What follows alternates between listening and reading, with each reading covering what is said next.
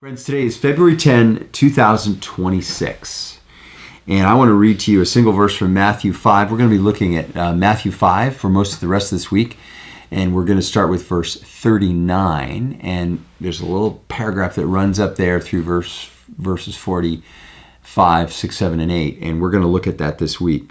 And verse 39 says this, Jesus is speaking, "Do not resist an evildoer." You've heard it said, an eye for an eye and a tooth for a tooth. Proportionate revenge is the way of the Old Testament. But I say to you, do not resist an evildoer. If anyone strikes you on the right cheek, turn the other one also. Well, you and I have expectations about the way the world works. And they're pretty clear in the world we grow up in that violence begets violence. This is the principle of reciprocity. Competition and is a zero-sum game between opponents. History is written by the winners, the rules by the rulers.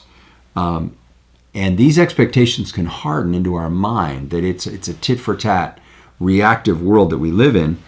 And the expectations can feel to us like necessities, unavoidable realities in the world. But this is an illusion. Acts of courageous blessing break the patterns and they create new possibilities. Sometimes when we respond to evil by heroic restraint, we turn the other cheek, we don't hit back. It can break the pattern of violence. And the civil rights movement is a wonderful illustration of this. And I love the recent article by Roland Fryer in the Wall Street Journal. Dr. Roland Fryer is a professor at Harvard, very distinguished economist. He came from a very difficult background where his father was an alcoholic, left the family before he got to school. Roland got to school. His mother also abandoned the family. She had issues. And so he grew up in Texas. He was he saw racism up front. He became a kind of a hoodlum. He became a street thug. For a while, raising himself, and he was very gifted academically, very bright, and also very good at sports. And so through sports and academics, he got a scholarship at the University of Texas. He did a PhD at Penn State. He went to the famous Graduate School for Economics at the University of Chicago to do a postdoctoral fellowship, and then became a professor at Harvard. And he had always thought since he was a kid that Martin Luther King was presenting an unrealistic and kind of sentimental view of the world, that he was guilty of an ethics that really allowed the weak to be exploited, that his ethic was a weak ethic. And as a kid, he favored Malcolm X, who wanted to use violent resistance against an oppressor.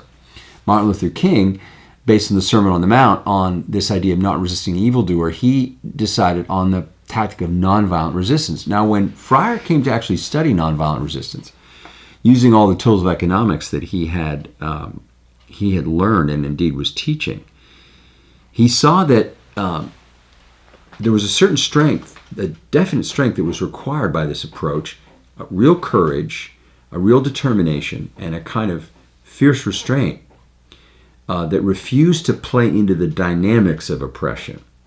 It changed the rules of the game. And in fact, it was nonviolent resistance that really made a public claim for the moral high ground.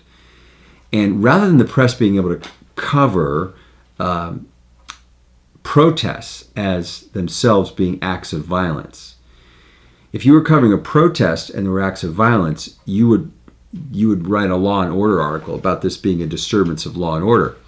But if you covered a protest in which there was no fighting, there were no bricks being thrown, there was no swearing, there was nothing being burned, and in fact, people were singing and speaking and walking together, it was hard to portray that as a law and order issue. That was clearly a justice issue that was being raised, and the violent repression against that showed them that the side that was pushing segregation was morally bankrupt, that they were willing to treat people who were not violently in order to suppress their opinion.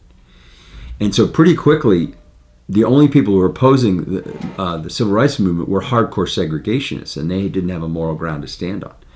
And so there was a tremendous power in this idea of non-resistance, in doing the unexpected thing, the beautiful thing, the kingdom thing, in the face of something that was wrong. Let's take a moment to pray. Sometimes, Lord, you call us to forswear a hardcore response to unfairness. Show us creative ways to change the patterns around us that create animosity and intransigence. Sometimes the reciprocal is not inevitable. We ask this in your Son's name. Amen.